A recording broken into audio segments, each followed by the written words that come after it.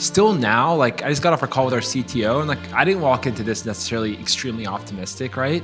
We're like talking about the future, we're talking about our challenges. I mean, even 4 years in, like when we've had success outwardly, right? And we've had the press, we've had the acclaim, like you're struggling. I mean, it's like raising a child, right? You can be really proud of your kids and there's days where you're like, shit, am I doing this right? Am I equipped to do this?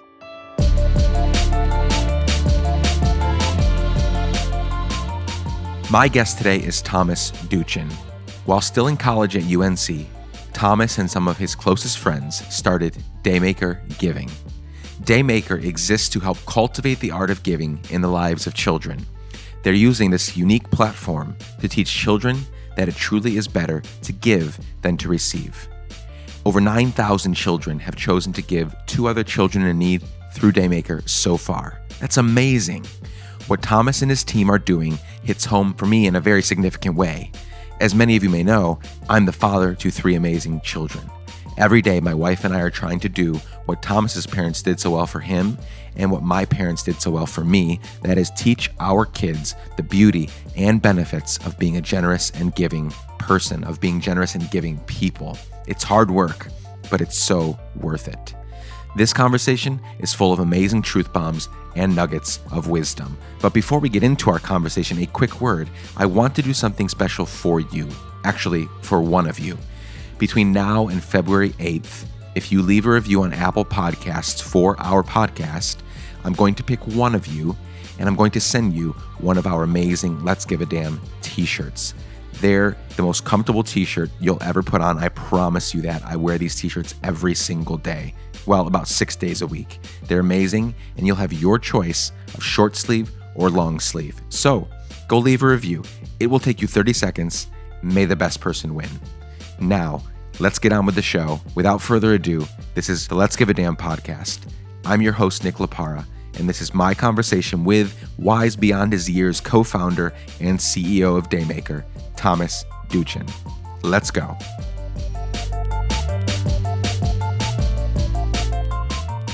Hello, everyone. Welcome back to the podcast. Nick Lapara here, and I have my new friend, Thomas Doochin, here with me across the table in Nashville, Tennessee. How are you, Thomas? I'm doing fantastic, and it is so good to be here. I've got a big smile on my face, which you cannot see, but it's funny how our paths crossed. I'm so excited to be on the podcast. I'm excited to be home. All good things. Yeah, so this is home, right? Indeed. Yep. So it is funny how we met. Why don't you give like your version of the story and how like it went from just a quick, I was going to say hi, to how we're sitting here a few days later. So this would be an unpaid promotion for WeWork. That's right. I was in the downtown space. Nashville has a couple new WeWork spaces and met Lindsay, who kind of runs, I guess, some of the WeWorks here in Nashville. Yep. She looked into a little bit of what we were doing and said, I have this friend, Nick, you absolutely have to meet. Please come by 901 Woodland the following week, say hi to Nick.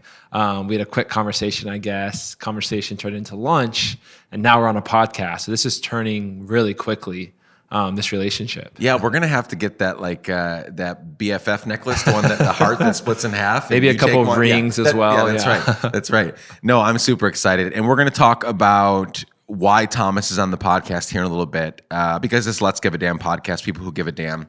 So we're gonna talk about Daymaker in a few minutes, but first, why don't you give me and us some context for who you are and the steps and the things that led up to you even starting something like Daymaker versus X number of other things, right? So go as far back as you want. Give me people, places, things, opportunities, just things that happened, and take us just short of Daymaker actually starting. Yeah, so I grew up in the 90s in Nashville, Tennessee. Was one of 4 kids, 2 wonderful parents that I think very much shaped who we are today. And I think what sticks out from my childhood is I believe in things carrying over generationally. And so my dad comes from a Jewish background. My mom comes from a Native American background. And so I think from a very early age, my parents will tell stories. I like really struggled with this idea of injustice, right? And so I looked at the lives that my parents had come from and their grandparents especially, who I would say experienced a lot of suffering, and then looked at this beautiful life I had. I don't think I could piece together why those two things existed, right? Why some people were suffering so bad when some people had these like stable, beautiful lives. And so I think from an early age, this idea of like addressing injustice was very present. We fortunately had parents that like were pushing us to go volunteer every Saturday and Sunday.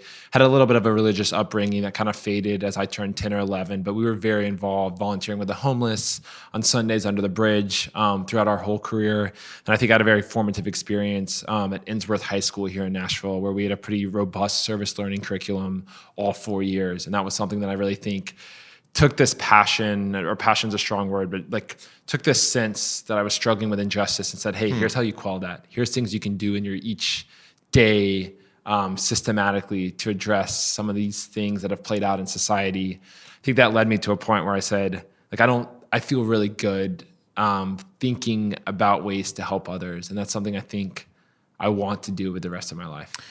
That thing you just mentioned about your high school, what did you call it? Innsworth High School. And we had a service learning program. What did that look like?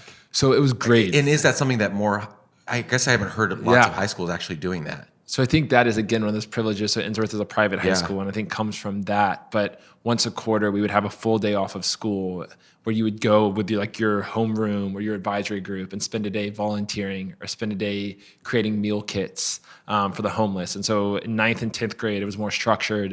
And then as you got into 11th and 12th grade, you actually got to choose how you wanted to spend that time and design your own projects.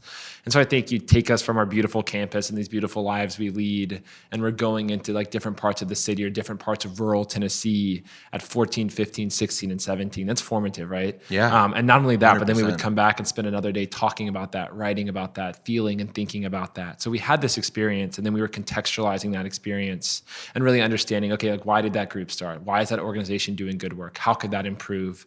What are the needs of the people in this population? And so I think I have a lot of friends that I look at, and service has become a big part of their lives. And I think in large part, that was because of the work we did through the service learning program. I always, and it's different for every guest, I always ask, was your Let's Give a Damn experience something that happened, something dramatic, or was it kind of a, progressive thing? And it sounds like maybe it was both and in that high school experience, or was it something else? Was it some other circumstance that we haven't talked about yet? No, I think it was. I think maybe upon reflection, if I ever read a book, I could find that one moment. But I think like you have a feeling as a young kid, and I think it's no different than my feeling now, but you learn more and more and more. So my perspective in 7th grade was probably a lot different than senior year of high school, which is very different now. But I think all of those steps were there for a reason, and they showed me different things at different times that kind of solidified like my desire that I feel like very strongly about at this present moment. So that was high school. What happened after high school that led you to take us from the gap between there and when Daymaker actually started? So I headed to the University of North Carolina in Chapel Hill, which was all 6 of my family members have gone. So that's a very special place to us. And I think, again, I was extremely privileged to have this university that, one, would show you the problems that existed in the world, but then tell you that you have the ability and the skills to go solve those problems, right? And I think that's really unique, again, for a 19 or 20-year-old to hear. And so we headed to Chapel Hill, and we actually ended up getting started on what became Daymaker my freshman spring. Okay. So you're in school. Most people that I know, school's a tricky thing for me. I'm fairly, and this is a longer discussion for another time, I'm fairly anti-university, anti-college for most things and people.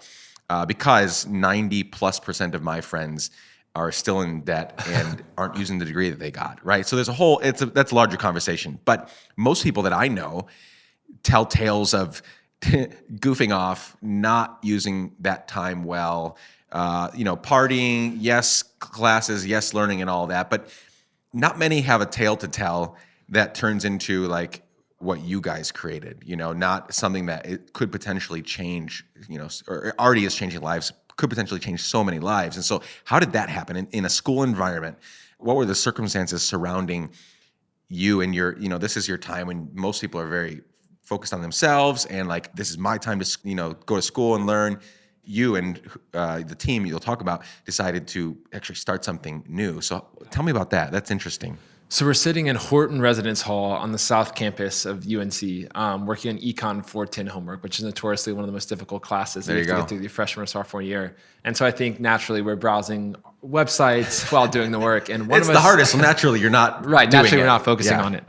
And so we read an article about the growth in online giving. And so this was the first time in 2013 that online giving had crossed the $20 billion threshold domestically. So to put that in perspective, the overall giving market in the United States is about $363 billion. It grows with inflation. And online giving was only 6% of that market, but it was growing at 14% a year. Numbers aside, the premise of this conversation was, look, the future of giving is going to be online. We're using technology to optimize all areas of life, from hailing a cab to doing our laundry to cleaning our homes. Giving is going to be no different. But unlike these other areas of life, convenience is not the only factor we think about when giving, right? We want to feel good. And so all of the platforms that we saw online, this was through that conversation that night, were like centering around making giving really easy. Hey, enter your credit card in just 2 clicks and send a donation, right? Log in with PayPal and create a recurring monthly donation. And in our mind, we said, that doesn't make us feel good, right? And so it's like probably 3, 4 a.m. by this point, and we're still talking about this. And I think back to like what really moved us as children. And it was always helping like specific families. So individually, the founding team, we had all adopted families during the holiday season. So I'd gone to Target, purchased those items, dropped them off at the nonprofit or the church or the homeless shelter, and felt really good about that. And we said, why can't we feel that same way when giving online? And so that was the root of that conversation. We had no intentions necessarily of like starting a company, starting a nonprofit at that time, and we didn't know which direction we were going to go. But we like recognized the need, and we recognized something that would be very nice in our personal lives to have, and something that we thought that our family and friends could relate to, which was giving that was like both convenient, but also giving that was meaningful and transparent. So that's amazing that you guys were able to process through that and begin to form what Daymaker would be. So what was the gap between that conversation and that initial conversation when you were avoiding homework to actually starting it? And then when you get through that, what's happening? Yeah. Like how far removed are we from that? Like what's going on? I know that when Lindsay said, you've got to meet Thomas, look at the Daymaker website, I was like, holy shit, like this is really cool and meaningful as a father of 3 kids. And also just, I'm with you about how, the online, I've been a part of the nonprofit space on and off for over 20 years. And the whole giving part of it is the most difficult. It's the hardest to figure out, the hardest to navigate, the hardest to pitch, because you don't want to feel like you're just whoring you and your mission out. And it's a complicated conversation. Yeah. And you very rightly stated that, I don't know, that was in 2013, right? 20 billion. What is it now? Do you know? It has to be exponentially still growing 14% right? a year. Yeah. So yes, all of this is amazing. So how did that start? Well, so we had that conversation, and I think very quickly we said, can we build something? And I think when I've spoken at like schools in the past and told our story, the message that I like want to leave with like those kids is like, go try. If you have an idea, there's like no reason you shouldn't give it a shot. Yep. And I think a lot of people say, well, there's a reason somebody else hasn't done that, right? Or like, if this could have been done, somebody would have done it. But that's not true, right? Some of like the most exceptional and extraordinary things we have in this world are from people that like had an optimistic perspective or a slightly altered perspective, right? Some people would say crazy. But I think the idea of like, if you see something that needs to exist, and especially if it's something that's good for the world, give it a shot, right? Because you have no idea what that's going to look like. And so we turned around pretty quickly from that conversation and said, well, hey, could we make it possible to adopt a family online? Like, let's try to upload 50 families from a local North Carolina nonprofit, and let's see if donors would respond to buying those items online. Of course, the technology is like pretty complicated. And so we found a hack where we could like screen scrape from Amazon. I remember we probably called 50 nonprofits and said, hey, is there any way you would list some families? And they were like, you guys are 18, 19. What do you mean online giving to families? Like, no, we have our Adopt a Family program. We're going to run it. I remember it like came through on October 23rd. One partner in Cleveland and one partner in North Carolina happened to both say yes on the same day. And I remember like where I got that text from one of our early like co-founders at the time. I was like, cool, I guess we're going to try this. And so we uploaded about 25 families, maybe 100 donors came and gave, nothing off the charts, right? But enough that we said, cool, there could be something here. This is a thing. Right, the sentiment is there, the technology wasn't. And so we went to that next year and we said, let's build out a little more robust version of this. The biggest issue was still the technology side, right? We're trying to automate orders into a retailer. We did not have the technology skills to do that. We did not have the resources to get in front of those people. So this time we tried to like not hack in, that's a strong word, but we tried to like tie into Target's API without Target really knowing to automate those orders. And we had a better year. So that year we probably moved 75,000, which was 100x what we had done the year prior. And the feedback again was like pretty overwhelmingly positive to the point where we said, is there something like really here? And so we sat down with a bunch of parents, actually a bunch of donors that had given probably 1,000 people sure. the 2014 holiday season. And the overwhelming feedback was from parents. It said, look, my like little girl or little boy loved this. He or she sat in my lap. They wanted to read about all of the other kids on the site. They wanted to buy those items. And we struggle to like teach compassion. We struggle to teach generosity. And we don't have 8 hours to go spend at a homeless shelter. And this was a great way to do that. And so we said, well, maybe we're onto something with this kid element, right? So we had started this thinking like, what is a 19 or 26-year-old thinking about donating? But it seems like there's something really special when kids were helping other kids. And so that led us into start to consider what would it look like to go kind of year round with this kid-to-kid giving opportunity. And so that drug us into the kids' birthday space, which drug us out to LA. And then 2.5 years later, we are still focused on a kid-to-kid giving experience, helping parents impart compassion and generosity in their kids by working with users in 50 states, 18 plus countries, and nonprofits that are receiving these gifts for the kids they work with in 22 plus states. That's amazing. That's amazing. Thank you. You're not a nonprofit though. You're a Correct. social enterprise, right? You're a for benefit. Yeah. You're a for benefit company. So why do that, right? So a lot of people listening, some people just want to find little ways in their lives that they can give a damn. Amazing. Some want to start nonprofits. Amazing. Some are more entrepreneurial and want to start companies. Amazing. So give me the background for why not just go the nonprofit route? Why go the social and enterprise route? So when we first started, and it's funny because those ideas you have at 18 that are completely misillusioned, perhaps, Yeah, right? sure. I think I still feel similarly, maybe with some more data at this point. But we said that we never wanted to charge the donor to give, and we never wanted to charge a nonprofit to receive. So that was one of our very early tenets, right? And we said there's so much friction in giving because you don't know where your money is going. yeah. People are taking money off the top. We don't want to like be in the same room as a conversation about overhead. Let's like prevent charging to give. And then we said, like, how do we think we can maximize our impact, right? And so we're sitting on this idea of like fostering product donations, and inherently, like, there's money behind products. How is Target? How is Kroger? How is Walmart making money?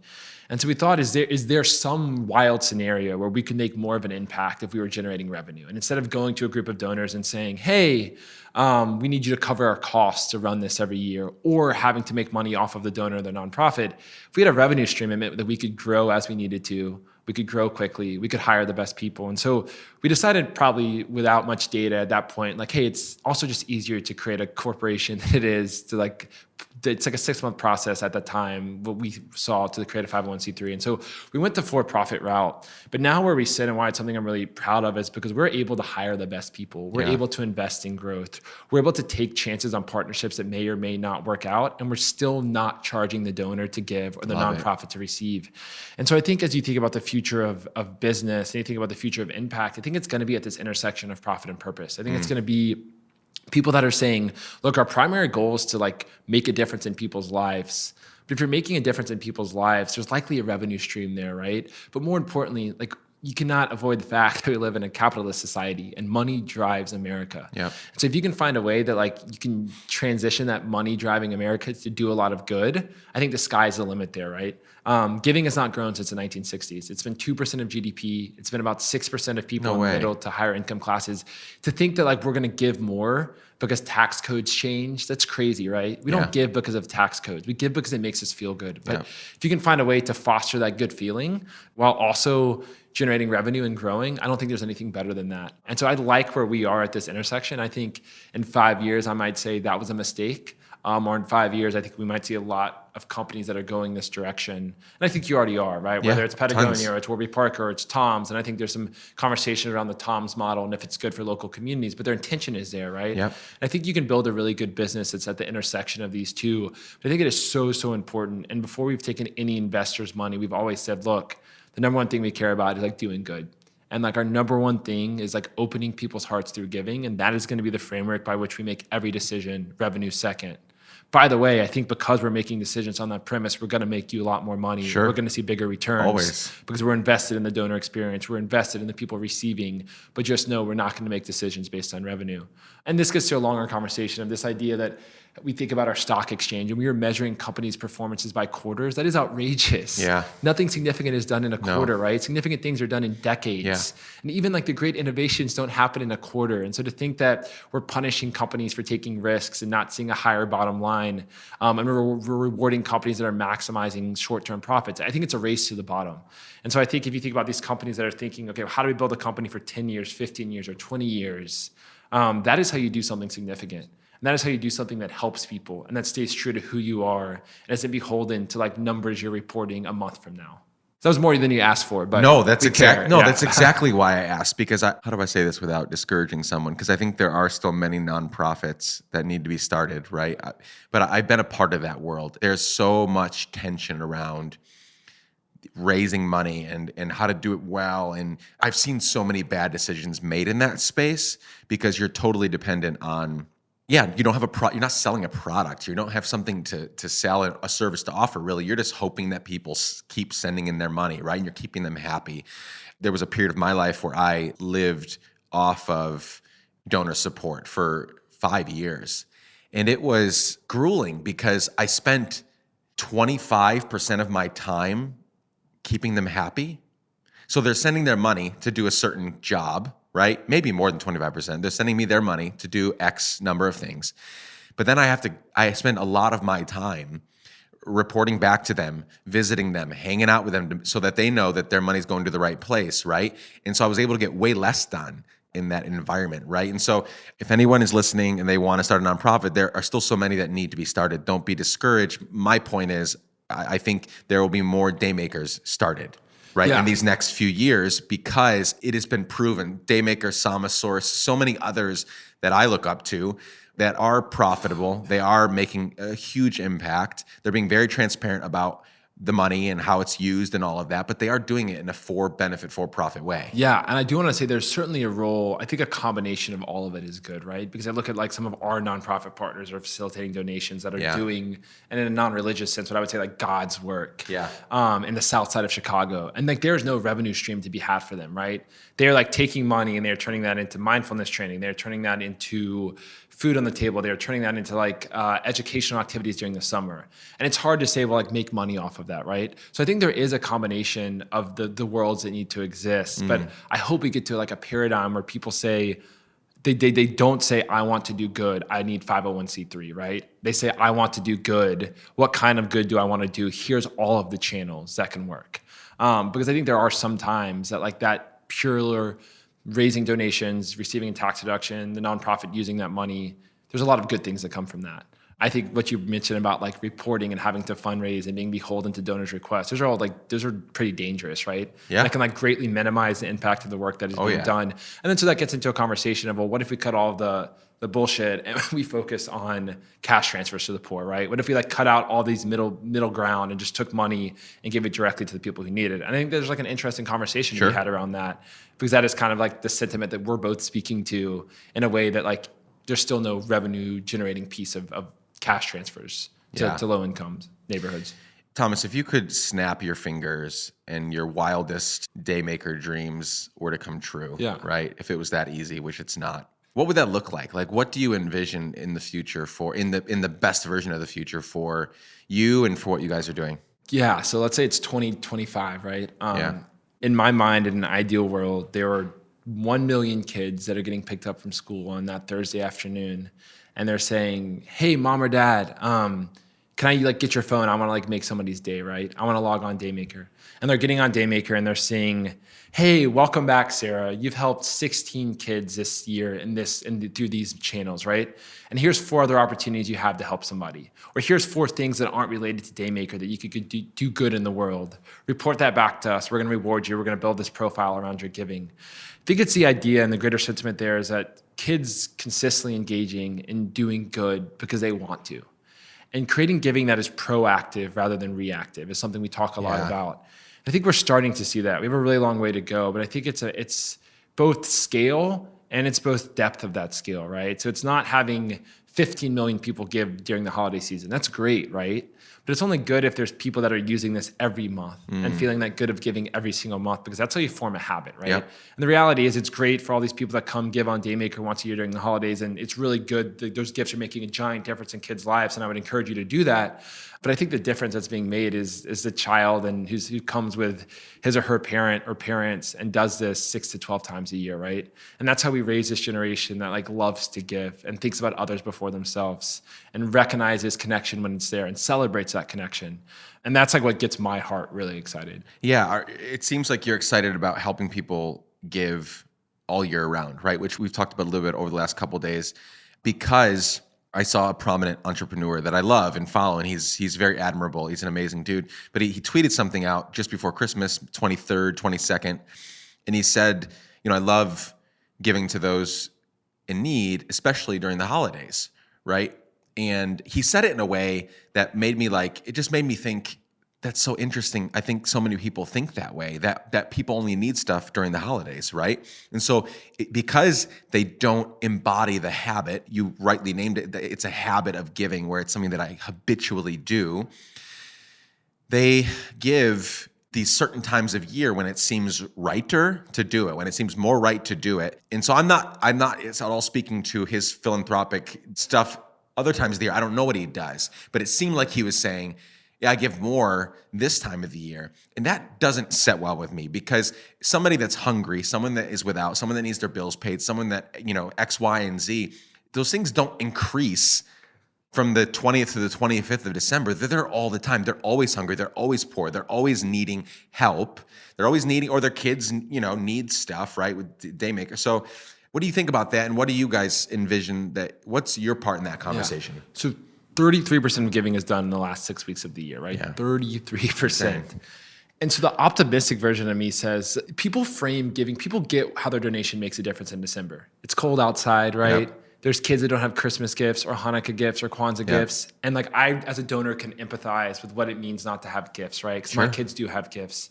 And so I think it's a time that people give because they understand their donation is really making a difference. I don't think it has to do with the tax deduction that comes at the end of the year. So few of charitable contributions are even claimed on tax deductions, right?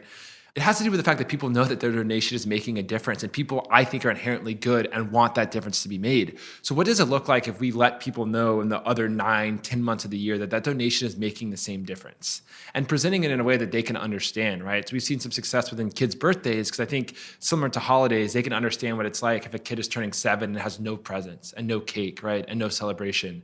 And so what are other ways we can find to really connect a donor with the cause that are happening the 10 months out of the year? Because all of those needs still exist, and it might look different, right? Around Christmas, it may be holiday gifts to make a child feel special. But when they're going back to school, they really need a new pair of pants and a shirt and a backpack, right? When it's the new year, it's this time of year, they really need that winter jacket. So I think if we can do a good job of presenting donors of, hey, here's a need at this time of year and here's why it really makes a difference, I think we can create an experience that has people feeling and thinking like they do around December or November. Why do you do it? So you're a bright thinker, and I assume you've probably had other opportunities to do other things, and you've chosen this admirable way of making money and making a living, and for however long it lasts. What's the impetus for doing Daymaker versus any number of other things that could have made you more money at this point? Or I don't know, just what's driving, what's getting up in the morning to continue to do this work? So I think we hold on to like a reckless optimism, right? And I think that I don't want to live in a world where like this doesn't work. And so like every day I'm fighting to say, this is the world that like, this has to be true. We have to like to give more than we like to receive. We like have to see others happy, because like what would a world look like where that stuff isn't true, right? And humans are inherently selfish and self-motivated and unkind. And so for me, Daymaker is a way of kind of like affirming my belief in the world. I believe that like I need to get up every day and feel really good about myself and feel good about the community around me. And then so I think that is one piece of it. I think a really large second piece is like it feels really, really good. Like all this stuff we're preaching about kindness and compassion, like we get to try to practice that each and every day. And I am so much of a better person because I talk and think about these things every day than I was 2 years ago, 4 years ago, or 6 years ago, right? I don't think it's selfless at all. I think people are like, this is great work you're doing. Sure. this is fantastic, but I think it's actually pretty selfish. It makes me feel really good to get up and do what we try to do every day. And I think there's nothing more powerful than the creative energy it takes to will something into existence, right? And so we're trying to build something from scratch. We're trying to raise this baby, but it's a baby that we believe can like make the world look a way that really makes us feel good and feel optimistic and feel like one with the universe and everything that's out there. And so every day is a new challenge, but it's a challenge rooted in this idea that people are good, people are kind, and that we're like all connected as humans. And that's something that we're reminded of each and every day. And it's something that like I'm really grateful to have as my 9 to 7, 9 to 8, 9 to 9 every day. So the people listening to the podcast are amazing people. I hear from them all the time. I get at least once a day. I'm so grateful for them.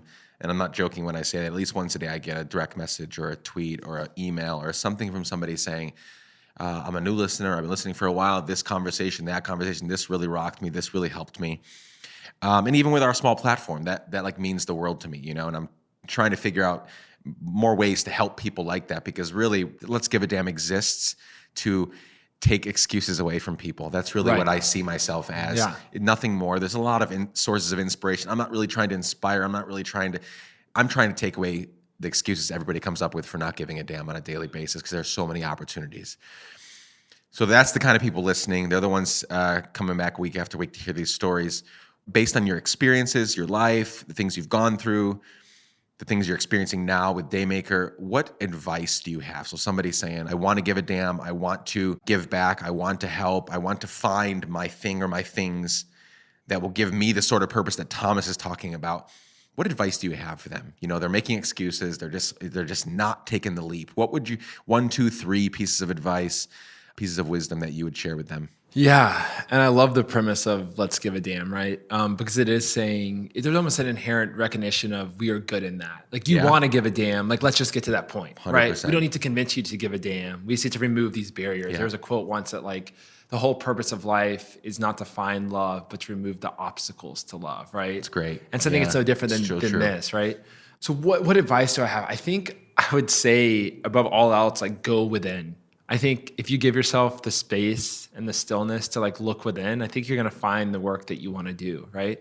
I think oftentimes when we're seeking or we're longing, we like accumulate a lot of information and we go read a lot of books and listen to a lot of podcasts. And I think that information can help shape what we're doing. But ultimately, I think you have to look within and say, like, what is speaking to me? What is calling to me? Whether you believe in a higher power or not, we all have this like great power that's within us. And I think listening to that and following that intuition can lead somebody to really good places. And then I would ask, does anybody ever take a leap and isn't happy they took that leap? I don't know many people in my life that have ever shot for something, even if they failed miserably and didn't say I'm better because of it, right? Yeah. And so I think we know that as humans. Like we know that like trying new things and pushing ourselves is really rewarding. Yet we always come up with these excuses why not to. And so I think just being aware of that, of like, hey, I'm scared. Like I could come up with all these reasons why it's not a good time, and I have kids and I have a great paying job and I'm about to get a promotion. But like under all that is I'm just like really scared what happens if I don't make this, right? What it means for my identity, what it means for my family. But I don't know many people who have taken that leap and haven't come back and said, wow, I'm a better person because of that. And so, I hope everybody has a chance in their life to like go on a journey where they're like trying to create something, right? And I think when you're creating something that's for the world, there's nothing more rewarding as a human. And there's like a lot of bad days. I mean, like you deal with like a lot of things, but I think these entities, whether it's a company, an organization, a grassroots project, I think they become like vehicles for our own growth, our own discovery. And Daymaker has been that for me in my own context. And I'm so grateful for that, right? It takes on all these things that like I probably came to figure out on this earth. I'm learning a lot through Daymaker. I'm having to confront a lot of my inner struggles with Daymaker as that expression, because there's this thing I care so much about that I don't want to limit through myself. So there's like such a wonderful world out there. Yeah. There's so many wonderful people. Go experience that. Don't hold yourself back, because when you're 75, you're not going to care if you made $250,000 or $60,000 in your 33rd year of life, right? You're not going to care how much you pass along to your kids in your inheritance. You're probably not going to care what your identity or the legacy you left behind, right? I think you're going to care about how you made people feel. And I think there's a lot of really wonderful work that can be done in the space of how do we make people feel. Yeah. I love it. In the beginning of this podcast, the one that just came out today, Yeah. it's not this podcast, but my podcast that came out today with Ben Sterchuk, I read this quote, and it goes along with something you just said from Neil Gaiman. He said, I hope that this year to come you make mistakes, because if you're making mistakes, then you are making new things, trying new things, learning, living, pushing yourself, changing your world. You're doing things you've never done before, and more importantly, you're doing something. I love that quote because it really speaks to what you just said, where it's like, you're never going to regret taking a leap. It might be scary as hell, and it will be. And you might fail at that first leap, and the second leap, and the third leap, and the fourth. But you might have 50 leaps that you fail at before one you actually land it. But you won't regret it. That's the point, is that if it is people-centered, if it's about people, if it's about helping people, you're not going to regret it, because that's what life is truly about. If you make money in the process, fantastic. If you do all these wonderful things and travel the world in the process, fantastic. But none of those things are going to make you super happy on your deathbed. It's funny, we seek these endpoints, and I'm no better than anybody else. I'm always saying, in 2 years, if we have this, I will be happy. But it's all about the journey, right? Yep. It's all about like the failures and how you as a person respond to those failures, or how you as a person respond to those successes. But there's like a journey to be had for everybody, right? And so if you're living a life that is just like limiting your journey, like, come on, you're missing out, right? Because life isn't about the paycheck you're going to take home, and you're not going to be happy at the end of this year. It's like, experience the journey, and the journey is going to be a lot wilder of a ride if you're like trying to do something new, creative, that's making a difference. And if it's people-centered, like you said. How old are you? I am 23. 23. So also... caveat everything I've said with a very limited life wisdom. No, totally. And I think, so he's 23, and, but I think there's a humility in the way that you're speaking it, where you're not like this like overlord, like shouting at people. You're speaking from your own wisdom. So I think everybody's going to hear that, and that's communicated super well. But what I want to point out is that 23-year-olds can make a difference. For those listening, I find so many people that are in their 20s, especially 20s. I don't know, 20s is a weird time because society tells you you're not supposed to have your shit together yet, and that you can you have this decade to kind of fool around and figure out what you want to do. And that's true. You don't have to have it together. Nobody's expecting you. Thomas doesn't have it together. I don't have it together. My point is, don't wait, right? That's my point, is you could be creating something substantial if you just tried, right? And if you're scared of failing, you're going to fail multiple times before you get it right. How many nonprofits did you guys call trying to partner, right? Like you could have given up 2 or 3 in and said, no, nobody wants this, right? But you kept calling. Then you got Cleveland and North Carolina. Like, you're not too young to start something, to launch something, to get something going. It doesn't have to be Daymaker. It doesn't have to be a company, but do something. Stop making excuses.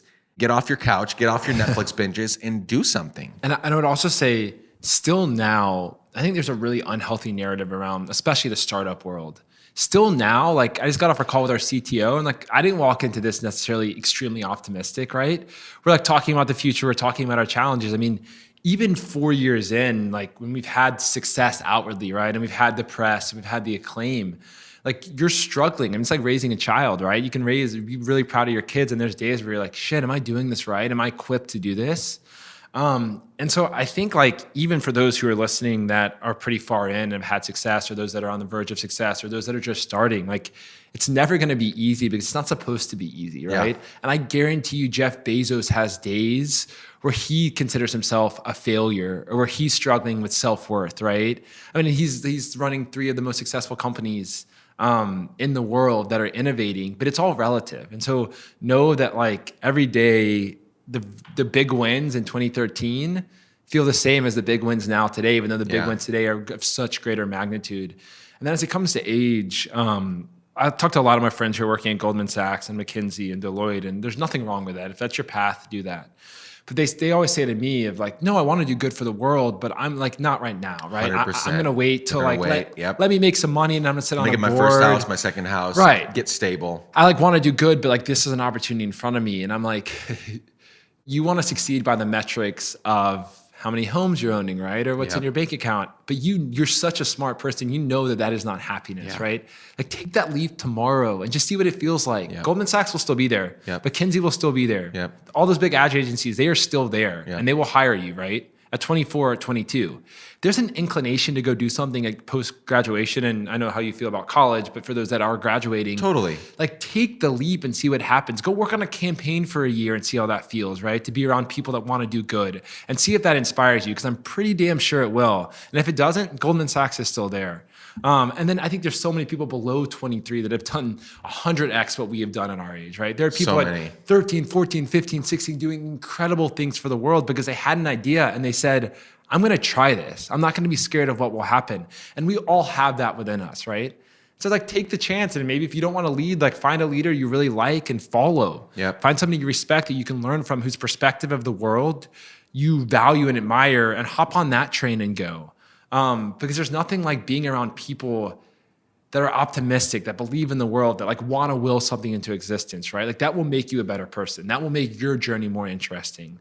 And so do that, because the journey at Goldman Sachs, there's a lot of people that have taken that journey and they're struggling then. There's a lot you probably have to learn about yourself and self-worth there too, but go create your own journey, right? Go do something new, different. Because I think like that's how we accumulate this wealth of human knowledge. That's how we share our experiences, and following in the footsteps of something that might be safe isn't something that I think activates us deeply. It's not something that brings us great joy. And I don't mean that in a critical way. I mean, I struggle with this each and every day as well.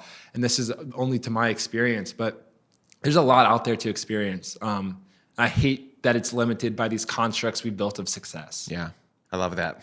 Gave more than two pieces of advice, but I love it. No, it was all super, super helpful. Before I ask last couple questions, I just want to take a moment to honor you in the work that you're doing. I love your reckless optimism. I love the idea that you had, that you've acted upon, and now it's becoming this thing that is helping so many people. I know as a parent of a 5, just turned 6 the other day, now a 6, a 4, and a 3-year-old, getting gifts is a beautiful thing, and it's something that can change outlook on life and outlook on a situation and a circumstance in life. And so I'm really, really grateful for with the work that you're doing that is literally making people's day all over. And so keep going. Like the Let's Give a Damn family, after they hear this, will be your cheerleaders, and super excited about the work that you're doing. But I just wanted to honor your reckless optimism and encourage you to keep going. We really appreciate that. And we're only in this spot because there's people like you who like care to stop us and say, hey, thank you. Yeah. Like this matters. This is important. And like, that means so much. Yeah. And I think those uplifting comments across the way. So for those listening, I mean, turn that around and like, look at a person you're proud of in your life and like say thank you, right? Yeah. Because it matters. Today, right now, don't wait. Yeah. Yeah, text, email, something, phone call, in person. I think there's like nothing, I've talked a lot about this holiday break about like celebrating those around us. Because when we feel celebrated, we feel like we can do anything, right? So find somebody to celebrate in your life and like help them become a better human, help give them the space to explore themselves. But like comments like that for us are really meaningful because they do just that. Someday you're going to die. Hopefully it's many, many years from now. The hypothetical part of the scenario I'm about to paint is that when you die, I, for some reason, am chosen to give your eulogy. So all of your family, your friends, your co-founders, people at Daymaker, if you're still doing Daymaker at that point, I'm sure you'll be doing other things in your life, but the kids you've helped, the families you've helped, they're all there. It's a big room, it's crowded, and they're there to celebrate and mourn your life. And again, hypothetically, I was chosen to give your eulogy. In a few sentences, what do you hope that I'll say about you on that day? 2 thoughts come to mind. I would hope that somebody would look at me and say, he practiced kindness at both a micro and a macro level. So while he was pursuing these ideas of equality and tackling injustice and taking on systems that aren't fair to certain populations, he was also kind to those around him, to his community, to those holding the door for him, right? I think sometimes I can get lost in, okay, but we're chasing these big ideas. I can't worry about this right now. But these big ideas don't matter if my here and now isn't something I'm really proud of, right? And then I think the second idea, and I think this is something that I shared at lunch between us, is you cannot make somebody happy. You cannot answer the questions for somebody in life. But everybody deserves the opportunity to ask the questions that matter to them. And so many people don't even get to ask the questions because they're hungry, because they're uneducated, because they're abused, because they have incredible trauma, right? If we can create a world, and if I can be a part of that, where everybody has the opportunity to ask the questions that matter, then that's a beautiful thing. And will that happen in the next 80 years? Absolutely not. Do I believe it will happen? Yes. And I think that's something that I come back to again and again and again, because there's so many people that have so much, and that so much doesn't enable them to ask the questions that matter. Maybe you get to a point where you have so much wealth that you're unhappy and you do look inward for a little bit. But if we could share some of that excess and give people who have absolutely nothing, don't have the privilege to ask the questions, the ability to ask them the questions that matter, I think that's a beautiful thing. And so I hope that someday on my deathbed, words would be spoken that like I at least tried.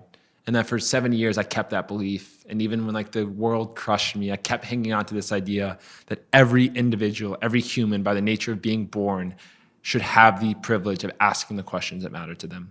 I think if you accomplish that, life well lived. Hope so. Yeah.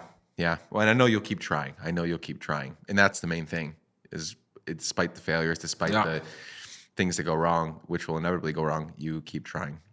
Last question. What do you want people to go look for? Website, social media handles, what do you want them to know about for you and Daymaker and everything else? So we're Daymaker.com. All of our social handles are at Daymaker Giving. I like what we do on Instagram. We have fun with that, and Cool. Facebook. So follow along if you feel inclined.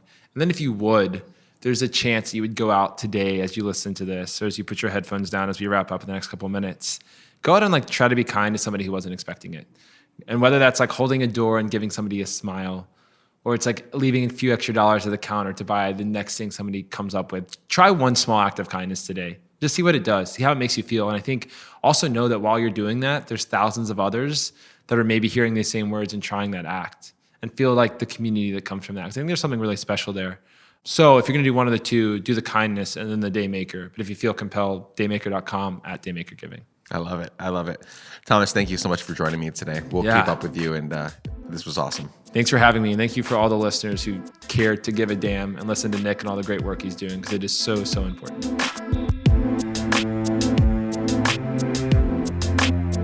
Thanks everyone for joining Thomas and me today. What an amazing human. So much amazing stuff going on with that team. You can find links, resources, and show notes for this conversation and all the others. Plus, you can find other ways to join in on what we're doing by going to shownotes.letsgiveadamn.com. Again, that's shownotes.letsgiveadamn.com. If this content is adding value to your life in any way, my one big ask, as always, is that you go to Apple Podcasts right now, put it on pause or finish this, and leave us a 5-star review. It helps us a ton. I truly am so grateful you decide to join me week after week to listen to these stories and learn from these amazing humans. I hope you'll continue to join me, and I hope you'll tell at least one person this week about this conversation. Love you all. Until next time, keep it giving so many damns, my friends. Goodbye.